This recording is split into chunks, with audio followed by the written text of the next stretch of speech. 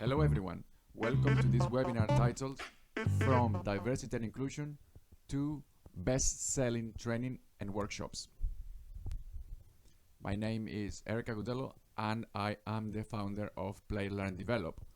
On top of that, I am also the designer and developer behind the product Toolbox for Creativity, which you may or may not have seen on social media because I am actively advertising this in order to take us to Kickstarter to fund the development of all the elements that are behind Toolbox for Creativity, the digital and the physical elements, and the distribution of this product. Toolbox for Creativity is a revolutionary approach to facilitating training. This learning solution fosters creativity and increases the productivity value of your session, of your workshop or training session. Toolbox for Creativity is going to be introduced to the markets via Kickstarter, and we plan to launch between October and November this year, 2021. So now I mentioned a little bit about me, so now what's in it for you? Have you seen this acronym before? I heard some people read it as WIFM, and anyhow, what it means is what's in it for me. So let's turn this around and let's see what's in this for you. What I'm gonna do is I'm going to share some tips and best practices that you can apply right away to your training sessions, and as I said, make them more diverse and inclusive, and by definition bring more revenue to your business. And let's just jump right into it, all right? So let's just give you some really quick examples of the tips and best practices that I'll be sharing. First, I'm gonna talk about colorblind friendly best practices and palettes that you can use for your training. This is really simple, don't get scared, it's not complicated, you can apply it right away to your training and, as I said, improve the amount of people that enjoy the training, therefore making more money.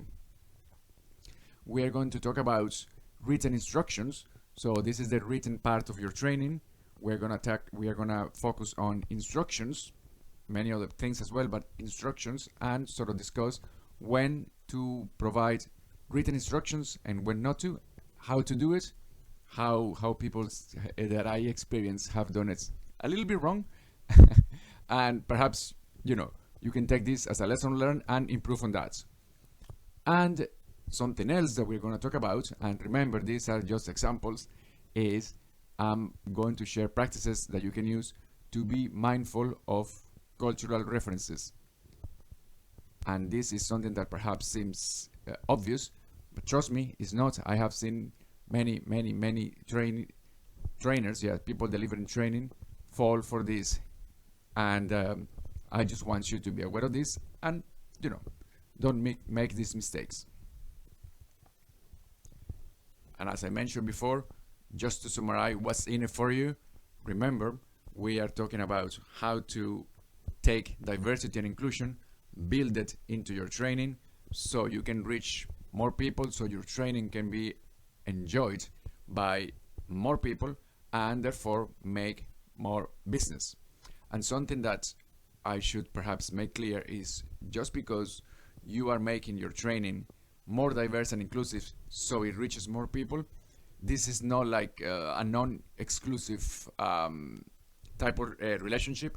It doesn't mean that just because the training is more inclusive, those who are not part of, let's say, the minorities that you took in consideration will be excluded. Doesn't work this way. The more diversity and inclusion that you take in consideration when you are building your training, the more people, whether they are part of a minority or not, they will still enjoy the training and enjoy it even more. But you will realize this through the examples I will show you. So while this webinar is based on best practices and theory and my own personal experience delivering training and working with training and development, ultimately this is designed just to help you make better training and by default bring more revenue to your business. So don't get confused when we talk about diversity and inclusion and the academic aspects of this, because this is not a academic webinar. This is 100% practical. And while I talk about what this is and what is not, let me tell you, this is not a TikTok or Instagram type of presentation. I am not saying just because I am part of the LGBTI community, just because I have dark skin and I come from South America, which could be considered a, we don't say anymore third world country, now developing country, just because I have learning disabilities such as dyslexia and some others. And I am not saying because of these reasons, and because, say, for example, I am a refugee, or I was a refugee 20 years or so ago when I first came to Europe, I am not saying that because of my background that gives me the right to present this webinar to you. Not at all. This presentation is based on science, research, and practice. And yes, my personal experience built in there a little bit.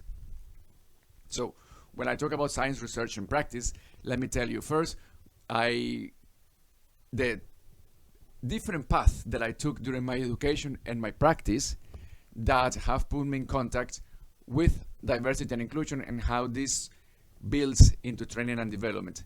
Starting with my first undergraduate degree here in Ireland on business management, and then I moved on to complete a master's degree in business management with specialization in human resource management. Now, while talking about human resource management, things start to get a bit interesting regarding diversity and inclusion, because while we didn't touch the diversity and inclusion part,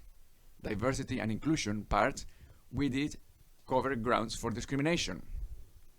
And there is a lot of overlapping between the grounds for discrimination as per Ireland and the EU and diversity and inclusion.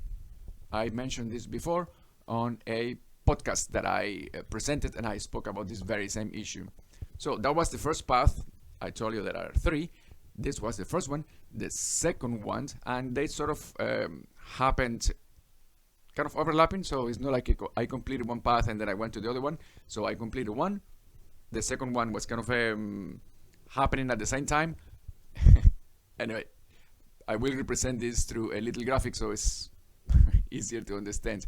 The second path is the project management path. First, I got my degree or my certification as a project management practitioner. And then after that, I got my PMI ACP, which is the agile approach to managing projects by the Project Management Institute.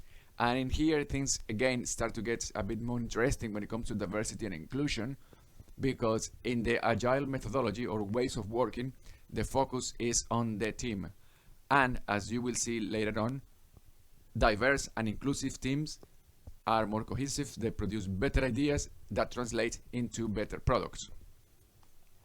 The third path is, or starts, the way I see it, with the master's degree in managing risk and system change from the School of Psychology of Trinity College. In here, we talked about the behavior of people when people work in teams. So the aspect of diversity and inclusion, while we didn't study it under this umbrella name of diversity and inclusion, was covered in many of the topics. So right after I finished, and while I was actually finishing the master's degree, because my thesis was based on using games for improving the quality of education, that in turn, or quality of training, and in turn helped support organizational transformation and reduce risk. So that was my thesis, and then I moved on to work actively in the design of games that can help organizational transformation. And diversity and inclusion is 100% built into every single learning solution that I design, that is designed to improve the quality of learning, but it's also designed to improve the success rates of organizational transformation. some of the stuff that I told you, these studies that I have done and my research and my work, practical work, has been published. It's available, for example, in YouTube. You can Google my name. I will put some links in there so you can easily go and see this. But yes, it's freely available. Nonetheless, I will focus on materials that I have produced that are published and focus on diversity and inclusion. First, I believe I have about 3 articles. One of them specifically relates to diversity and inclusion in the website, the online magazine Ludogogi. So the link will also be there for you to click on it and have a read through it. So that was the first source of materials that I have produced. The second one is a book published by the University of Economics Krakow, and the book talks about gamification in education and business. I wrote a article that is part of the book. The book is a compilation of articles on the subject, and I specialize, one more time, on diversity and inclusion as a way to create better gamified learning products. So that's the connection. And third, there is also a podcast on the podcast website, Board Gaming with Education. And one more time, I focus on diversity and inclusion in this podcast. Throughout the theory, practice, and all these documents that I have created, documents and content that I have created on the topic of diversity and inclusion for training and learning, I reached 2 conclusions, or main conclusions. One is that diverse and inclusive teams equal better products. And second, I also concluded that we cannot justify the lack of diversity and inclusion in our teams by saying things like, this is the team that I was assigned. That we justify the lack of diversity because this is the team that I got from my previous manager, or this is the team that I managed to negotiate. Second, or along the same lines, we cannot justify the lack of diversity in our team by saying something like, all the best professionals in software development are men. Something that we cannot justify is, say, for example, saying all the best or all the available professionals in human resource management are women. We cannot justify as well saying that all the best or available web designers are young. We cannot justify saying that all the available or all the best sales people are single. That is simply a shortcut, and if I can borrow from the people of extra credits, and I will put the link here on the presentation so you can see what I'm talking about. I love extra credits, by the way, they're excellent. When they talk about game design and people not taking in consideration diversity and inclusion, they call it simply lazy design. So let's not be lazy, and let's not include diversity and inclusion by coming up with excuses like this. That's not right anymore. Now we have the tools to improve the diversity and inclusion of our teams. And what we must do is start by looking for the underrepresented groups and include people from those groups into our teams. And I know that this sounds a little bit like corporate talk, simply because I am aware, or it's my experience, that majority of people delivering training, even when they do so as part of corporations, the team that delivers training is actually quite small. Majority of the times, 3 people that take part in drafting the documents that will be presented during the training or workshop. We also need, these very same people need to first draft it, then review it. They need to prepare the files in case there is printed material, and of course, our PowerPoints, because we love our PowerPoints. These very same people, sometimes even only 1 or 2, deliver the training, But back to the team, this maximum 3 people then are in charge or of following up after the training, perhaps answering emails, answering queries from the attendees, dealing with creating and delivering the certificates in case certificates are issued. So we do all of this working in small teams.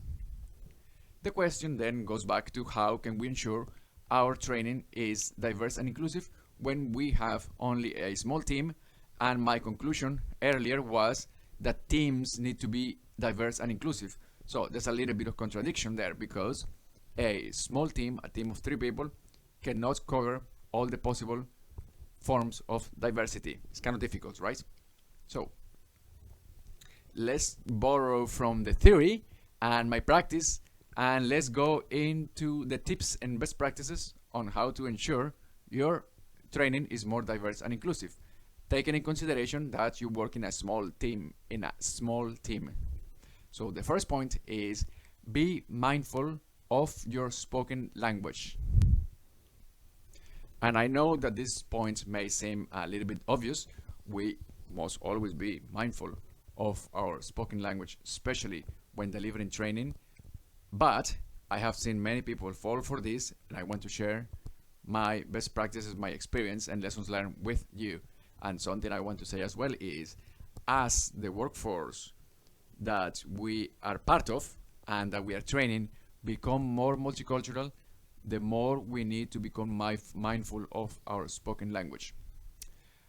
And this topic, I'm not sure if it is controversial or difficult to explain, but what I want to say is what's wrong is wrong, no matter if people from different cultural backgrounds are there to listen to us as part of our training or not.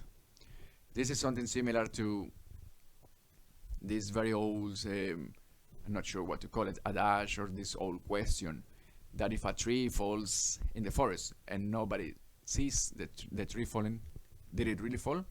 I don't know. That's for the philosophers to answer.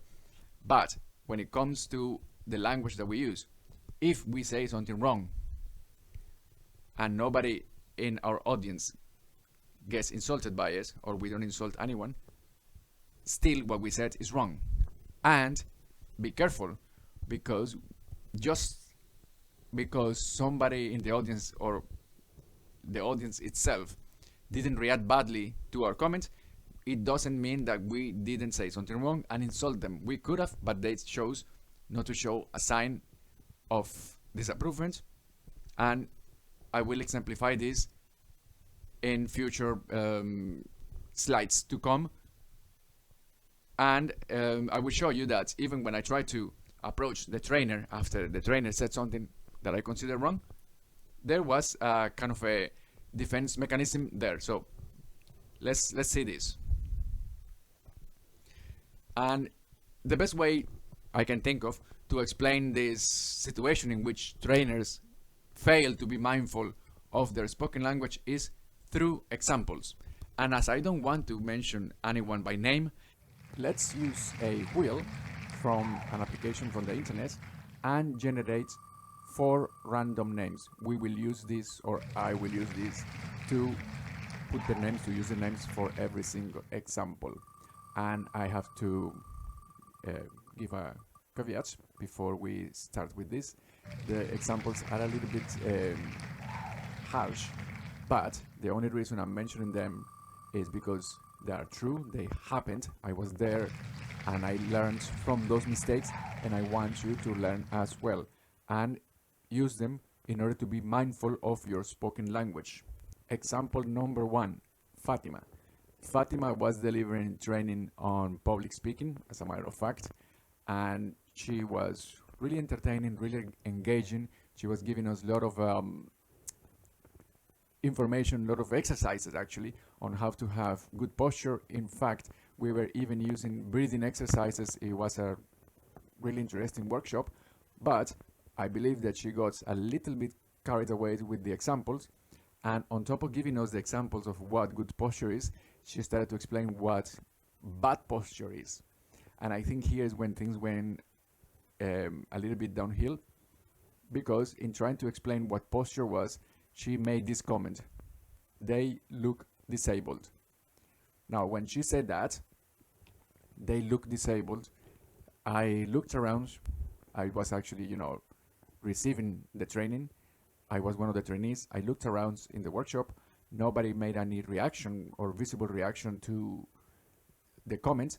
The training went on, and the following day we received a link to give feedback to Fatima on the training and many aspects of the training. I took the opportunity to say that it was an interesting workshop. I learned a lot, but I found the comment harsh. And as a matter of fact, if I recall my comments correctly, I said that it was wrong to say these kind of things about people with disabilities. And as I believe I mentioned when I started talking about this section, in the case of Fatima, Sean, Liz, and Beatrice, they all had the same reaction. They were in denial. They did not accept the feedback, and they sustained that what they said was, or what they did was absolutely right. But anyway, let's go back to Fatima. She said, no. I said it because A, B, C, and D, and I was, okay.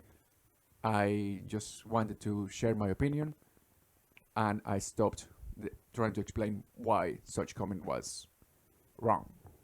So that was the situation with Fatima, and this is just one of the few examples that I want to show in which trainers, when they are delivering actually a really good workshop, they fail to take people's diversity and inclusion into consideration, and by doing this, they hurt their training, they hurt their business or the company they're working for.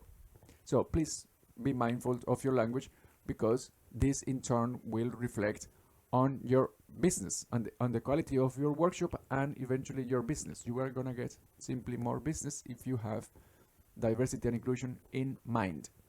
So, second example, Sean. We said that the second was the second name from the wheel, and I can't remember exactly what training Sean was delivering. I do remember that it was a large crowd, and we went for coffee break. Nonetheless, was still within the schedule of the training, so essentially we were still at the training. Majority of the people were at the coffee station, and Sean, the person delivering the training, was also there. I was there myself, and we were talking about different things.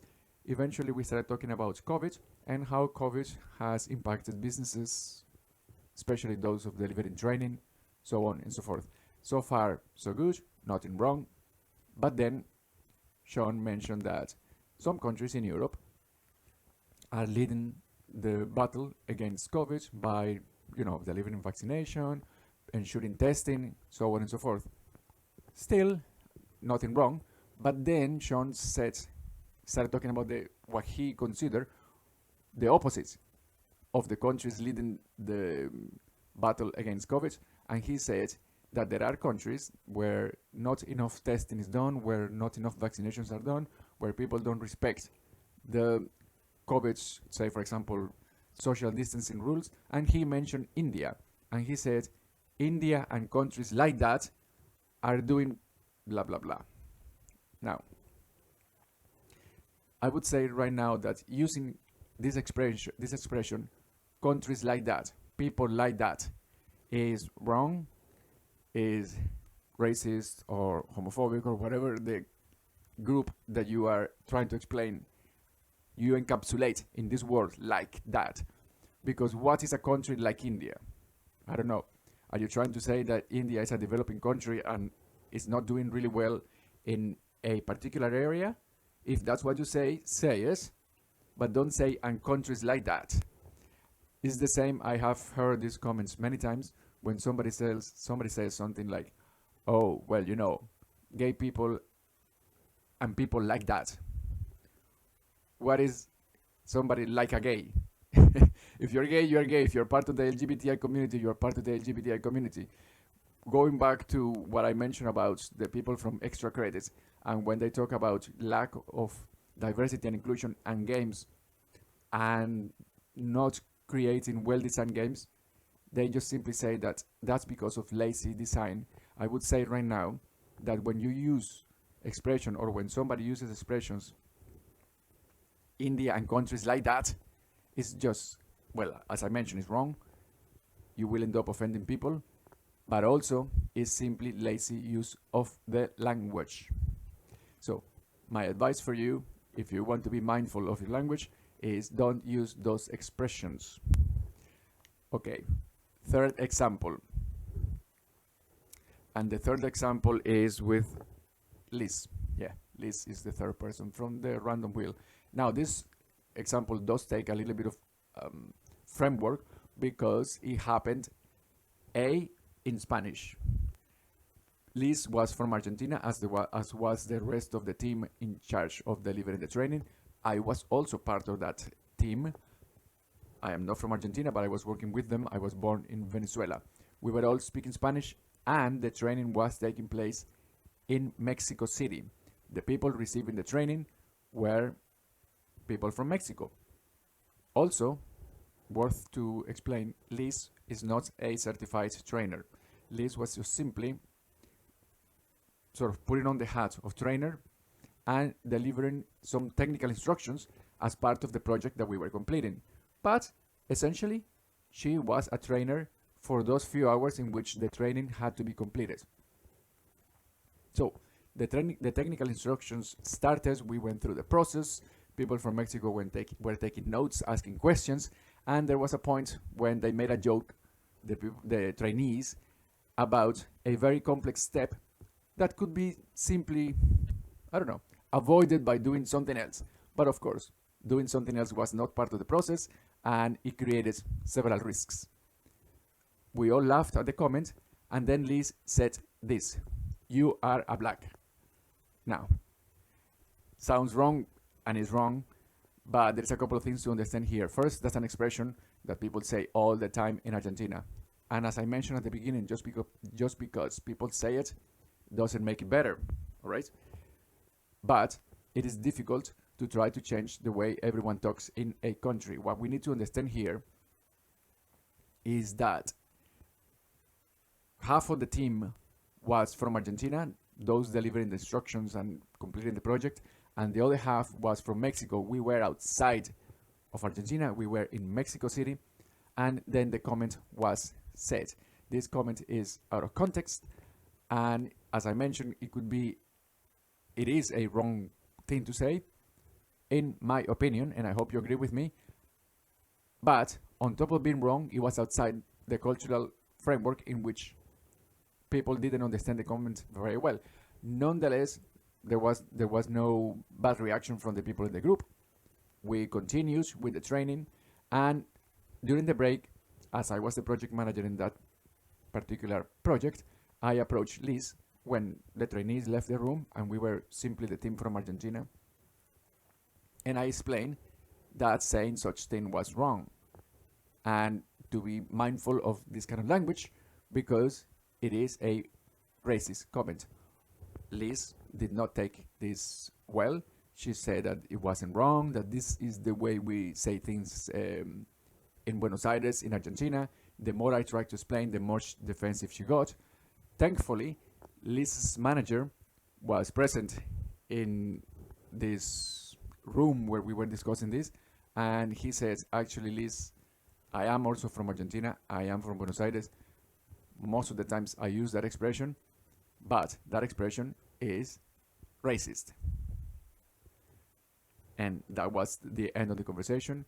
We moved on and continued with the training. But what I really want to explain to you here, and I want you to take this as an example, is sometimes, especially when we get a little bit carried away during our presentations, we may use references from a certain cultural background or the area where we come from, or say, for example, how we talk to our friends, and those things may end up insulting people who are attending our workshop. And by doing so, we are also hurting our own brand, the company we work for, and our training. so hurting our business. So please be mindful of your spoken language. And as I started by saying at the beginning of this section of the presentation, I do apologize for the unpalatable examples, but I believe they are necessary in order to exemplify how not being mindful of the language is a diversity and inclusion issue. Right. And what I want you to take home now is that we need to learn to be mindful. We need to be mindful of how diverse the attendees of our workshops are and will be even more. And we need to learn to be more diverse and inclusive. All right, point number 2 on this webinar, and this is be mindful of your written language. I know you probably think is another obvious topic, but as you saw on the first one, to be mindful of your spoken language is not so obvious as you may think, and this can help you improve the diversity and inclusion dimensions of your workshop.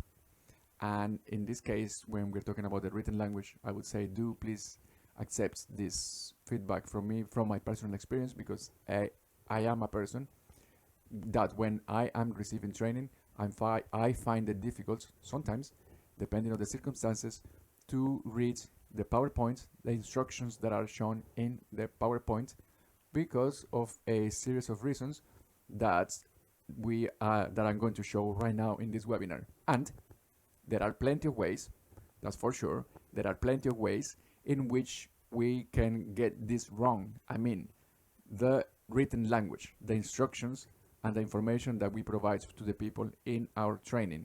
So let's jump right into this. First fundamental thing is too much text on your PowerPoint. I know, you probably think this is primary school advice, and it is. We do say it nowadays at a very early stage on the education process because we want people to become better at communicating. But nonetheless, people continue making this mistake. And in here, remember we pulled out four names out of the wheel. I'm going to use the fourth name to show you a example on too much text on PowerPoint. The last person on our wheel was Beata. So Beata, myself, and another group of middle managers were in charge of delivering a presentation in a auditorium to a large number of people, around, I would say, 200, 300. And we were using a large screen at the back. We were standing in the podium. You know, everything was connected with the laptop and the projector. Amazing. And we had to rehearse this presentation, and on top of rehearsing the presentation, we were supposed to give each other feedback in order to improve the quality of the presentations that each of us had to give. When I saw Beata's presentation, I was like, wow. And I went to her after she finished rehearsing, and I said, Bea, I believe you have way too much information on that PowerPoint. And I didn't even finish saying and when she stopped me and she said, no. This is important. Everyone needs to see this data. If they don't see this data, this presentation makes no sense. And here is the contradiction. That information, according to Bea, is so important that she has to put it on the PowerPoint. She believes that if people don't understand the data, they will not get any value from the presentation. But nobody actually could see that information, because something I haven't told you is what she put on the PowerPoint was an Excel sheet. And I would say right now, do take this home as well. Putting Excel on PowerPoint for a presentation or to deliver training is as bad as putting pineapple on pizza. Okay, you may get away with the pineapple on pizza, so people like it. Yeah, I know, my ex used to like the pineapple on pizza. But when it comes to Excel on PowerPoint, nobody likes it.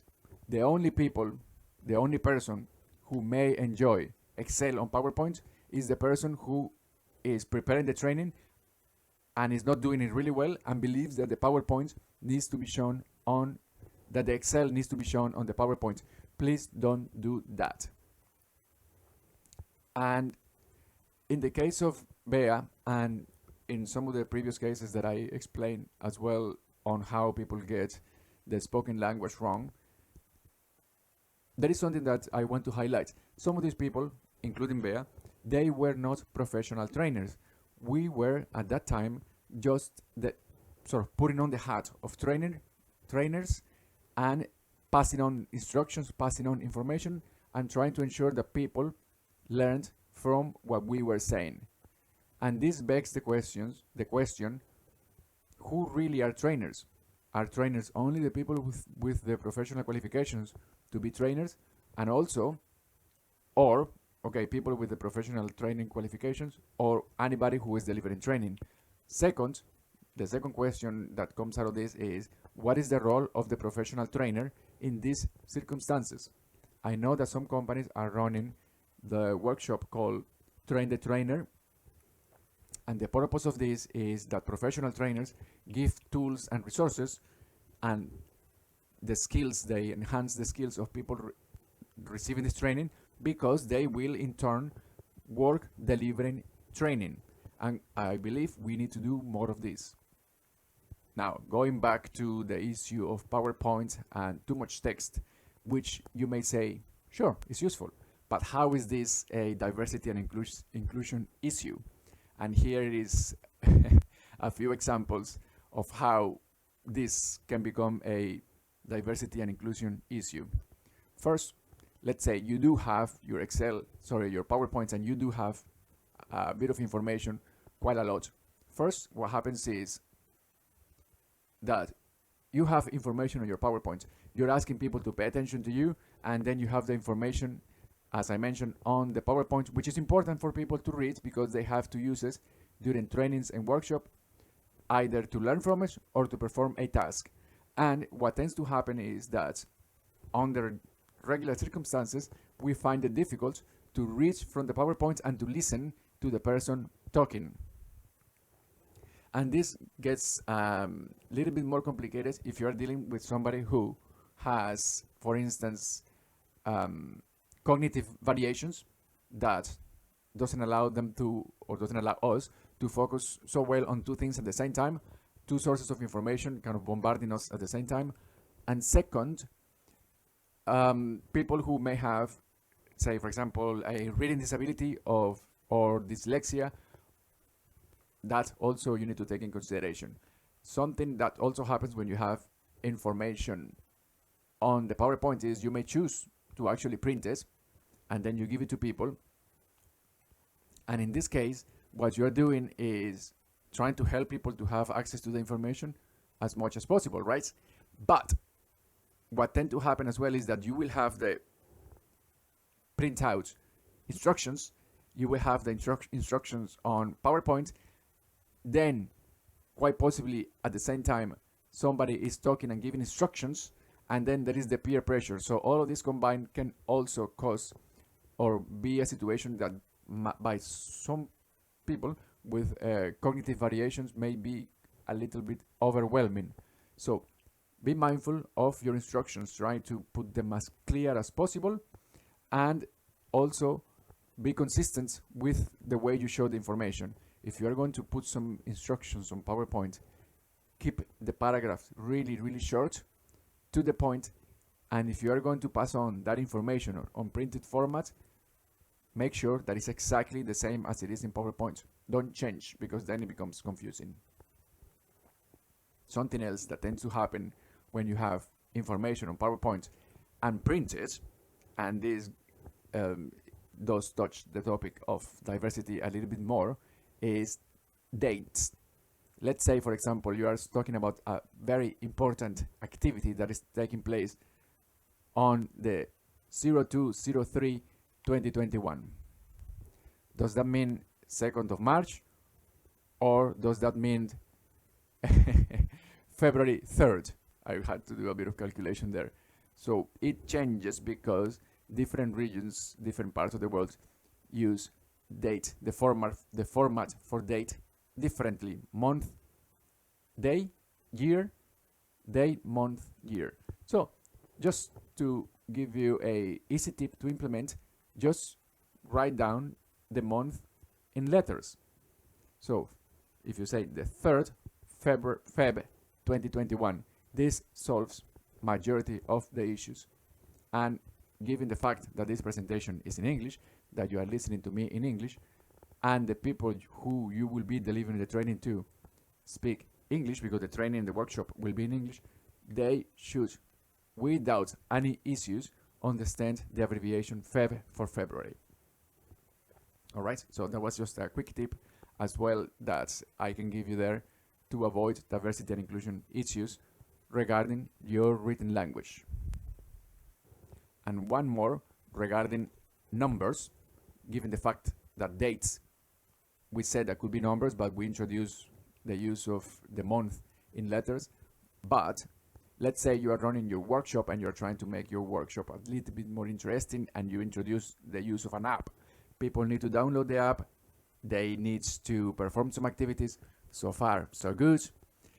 But then, in order for everyone to perform the same activity, they need to enter this PIN number on the application. You, as the trainer, prepare everything, prepare the back end of the application, you have all your materials ready, but you have this number, right? And you just give it to people, and they need to complete the activity a little bit fast, so we move on, so we do all the fun activities that you planned. A couple of things are happening here. This number is a bit long. People with dyslexia, people with, say, for example, visual impairments, may find it difficult to read. Under regular circumstances, then you have the extra pressure of the trainer talking and asking people to complete the activity, and then you have peer pressure. Under these circumstances, it becomes a bit overwhelming, and I'm telling you, based as well on personal experience, that you are trying to look at this number and write it on your app. And first, in my case, for instance, when the numbers are bundled up in more than 3, it's difficult. And I try to enter the number and I put it on the app, and something goes wrong. And then you think, okay, something went wrong, and you try to do it again. And you see everyone moving on and doing it correctly, and you start feeling a little bit anxious because it's not working for you, and you know that must be something that you are doing wrong. So, really easy way to fix this situation: present numbers in this way, especially when we're talking about long strings of digits. So, again, one really easy fix for a potential problem. And something that I want you as well to take home and remember is that learning disabilities and cognitive variations, especially in adults, are invisible to majority of us trainers for a couple of reasons. First, trainers don't have, in general, the training necessary in order to identify learning disabilities or cognitive variations. We simply don't understand that. Second, in adults, I would claim it's a bit more difficult to spot these situations because adults, as time passes, we compensate. So, for instance, in my case, I have dyslexia and it also affects the way I see numbers, but now that I am aware of that, I use techniques in order to allow me to read the numbers better. Takes a little bit longer, but at least I am aware that that's the case. So somebody dealing with me might not know that I have this dyslexia problem. As a matter of fact, funny story, funny for me, I don't know. I was at a dinner in one of my previous jobs when I was working as a project manager. We were celebrating the end of an important project and we were talking about different things. I guess at some point the bill came and we had to do a couple of calculations to see how things were. And I said that somebody please help me with the numbers because I have dyslexia and I cannot read them properly. At that point, one of the junior people in the training just literally shouted, "What? You have dyslexia?" And I was like, yes, I do, but that doesn't mean that I cannot read. It just means that some things, especially numbers, but also words, I read them in a different way or it takes me a little longer. Nonetheless, she was extremely, I don't know,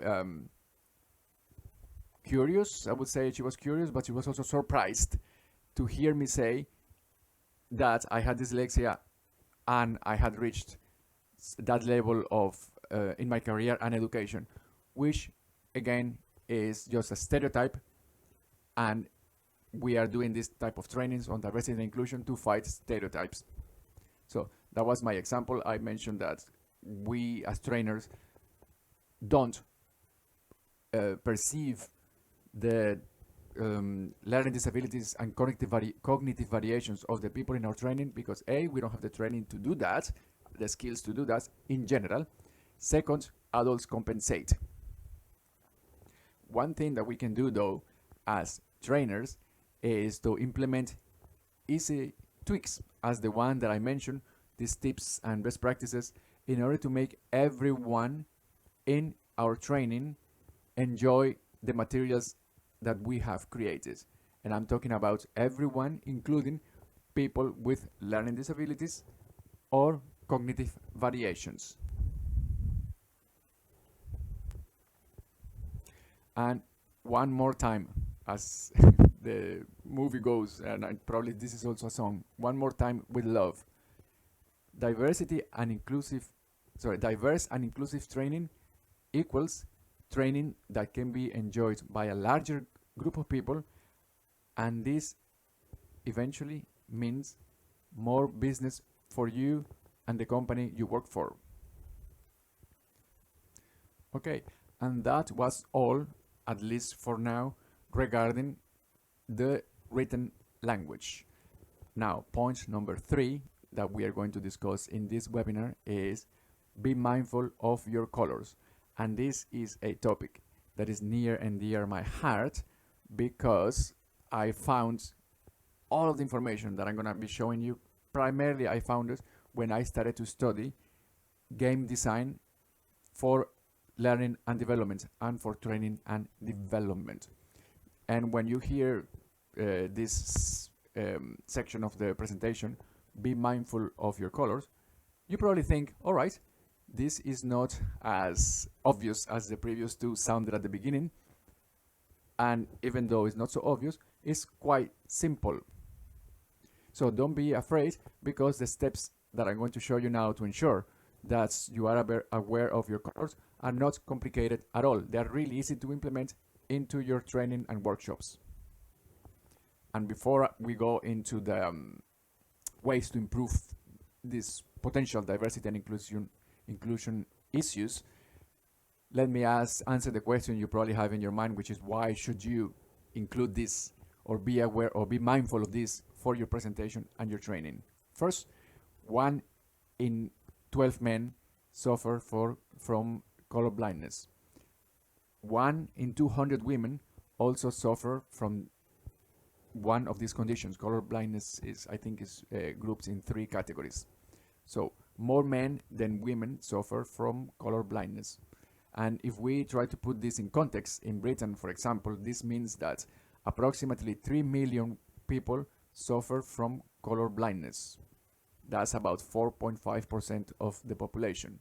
And if we talk about the world in general, there are approximately 300 million people with color blindness conditions around, as I said, around the world or in the world. And if we want to represent these 300 million, this equals the population of the United States. This at the time that this report was generated by the Colourblindnessawareness.org. So there might have been some changes, but this report is pretty recent.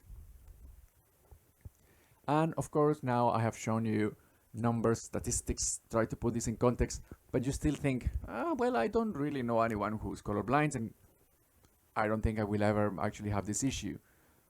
Let's have a look at this video from, actually it was shown in many different channels and news channels and different internet outlets, but the one I'm going to show you is from the BBC, and this is the case of the blue and black dress, or is it the white and gold? Anyway, Let's have a look at this video. It's simply a photo of a dress, and the issue is, what colour is it? It's obvious, isn't it? It's white and gold. No? No. Well, can I ask you one question? It's so simple. Have you seen this? Oh, my daughter just Oh, sent me we that. have. Yes, we have. Yeah, we have. Okay, what colour is it? Blue. Grey blue. I see white and gold. No way. It's not white and gold. It's gold and white. Gold and white. White and gold. That's what I see, anyway. Yeah. No way, that's black and blue. No way. I just can't see. Yeah, definitely white and gold. And it wasn't just the street that had been talking about the dress. This shows the world's internet traffic, the white areas, the number of people discussing that dress. So what colour is it? It's blue and black. And here it is, in the place where they made it. Wow, it's a great surprise for us because we produce a royal blue dress, and certainly when you look at it in the screen, sometimes it shows ivory and gold or royal blue and black. So it's an enigma.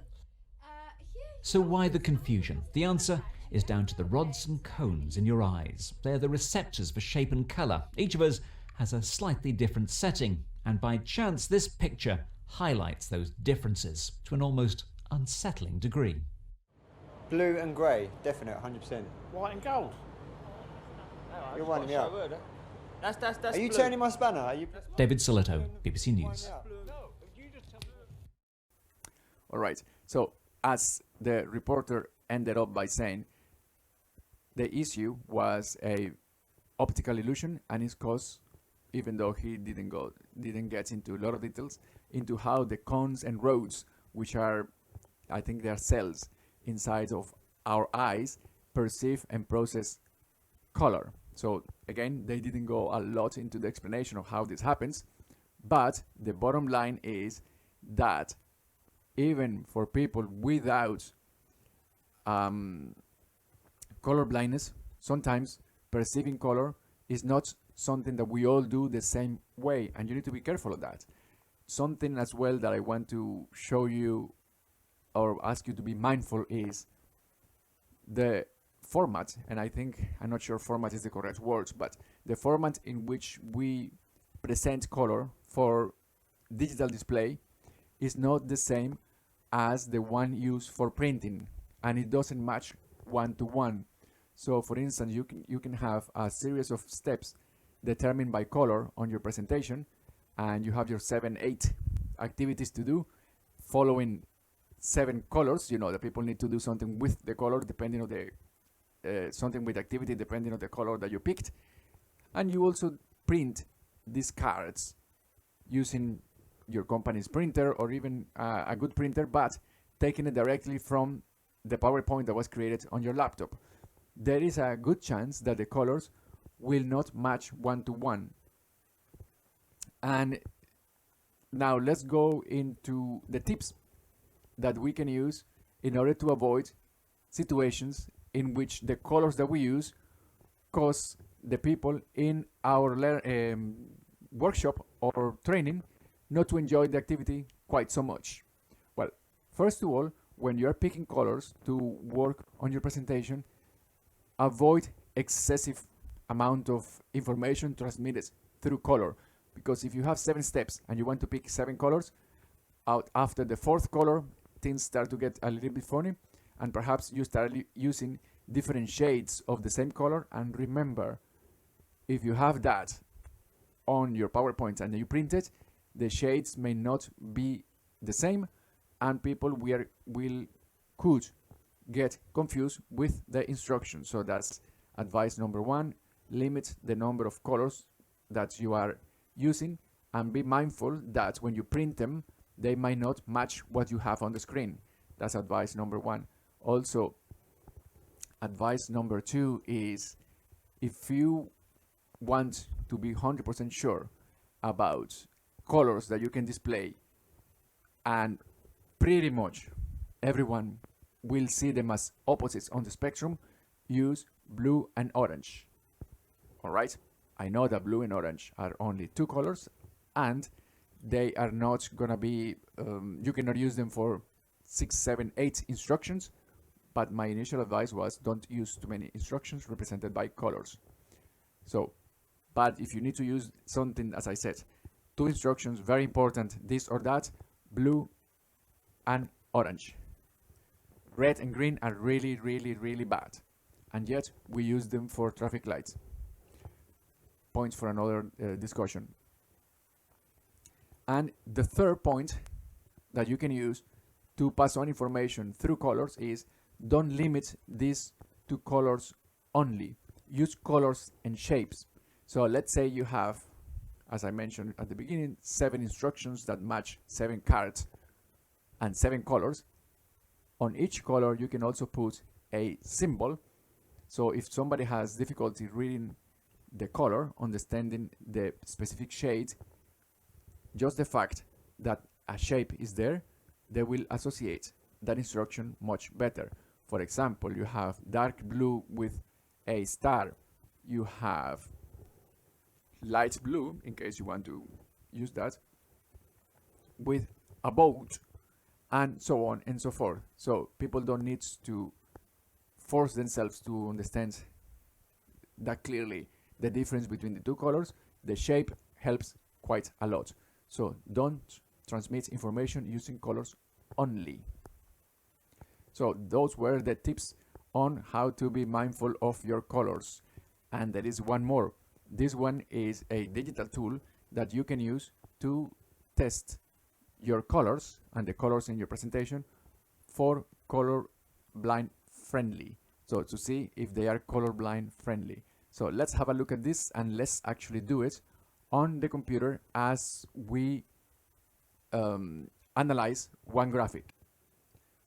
And so the tool that I'm talking about is Adobe Color, and what we are going to do is we are going to extract the theme, and for this I will use the box of my product, Toolbox for Creativity.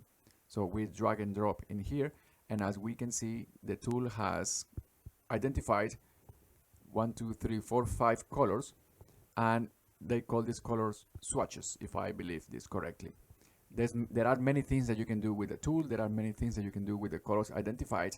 Nonetheless, what I want us to do right now is to go here to the accessibility tools of the Adobe Color tool, and here on the left select Colorblind Save.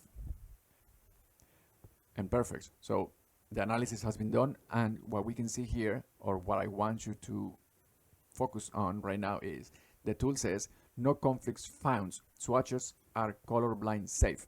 And I am very happy about this, because the point of colorblindness and to be colorblind friendly as possible was one of the main themes during the design of the graphics for Toolbox for Creativity. I worked with my graphic designer Victor quite heavily to ensure the box and the graphics and the symbols that we are using, not just on the box but in the content of Toolbox for Creativity prototyping kit, they are all as color friendly as possible.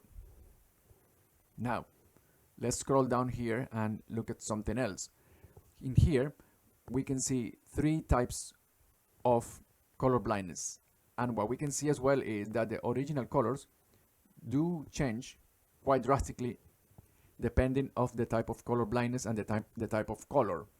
What is important though is, and this refers to no conflicts found, even though the colors change, no 2 colors are too similar to be confused with one another, or the case that 2 colors in your original design turn into 1 color for people with one particular type of color blindness. And this does not happen after analyzing the palette of the colors use the graphic for Toolbox for Creativity. One more time, I'm super happy about this, because it was one of the goals on the design of our product. So let's close this and go back to our webinar. And that was all for the section Be Mindful of Your Colors. And remember to see the world literally through somebody else's glasses and make your training more enjoyable for larger groups of people. And what does this mean? Got it. Training that is enjoyable by a larger group of people means more business for you, more revenue for your business. So, fourth and final point of the presentation, be mindful of your shapes. And I'm going to sort of do it quickly because we are running out of time. The first two shapes that I want to show you are also based on a sort of something that happened to me when I was in Poland at the beginning of my journey living in Poland. And I encountered these two symbols, and I didn't know what they meant, and I was really, really confused. And I was confused at a time that confusion is not your friend. I was rushing to go to the toilet, and there were these two toilets, and I didn't know which one should I go because I had never seen these shapes in my life used in this context. Later, I learned that they mean male and female, and they are broadly used in, say, for example, Nordic countries or in Germany and Eastern Europe. Nonetheless, the countries, the cultures that I have had been exposed to, I had never seen those symbols used in that way. And because of that, we need to be aware that symbols that we use are used in a cultural framework that not everyone is part of. So please be mindful of your shapes. There are also other symbols that you can use to represent. For example, in this case, male and female.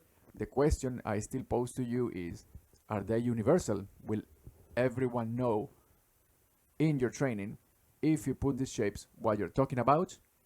So my advice is don't make those assumptions and try to be as explicit as you can, when using shapes to transmit information.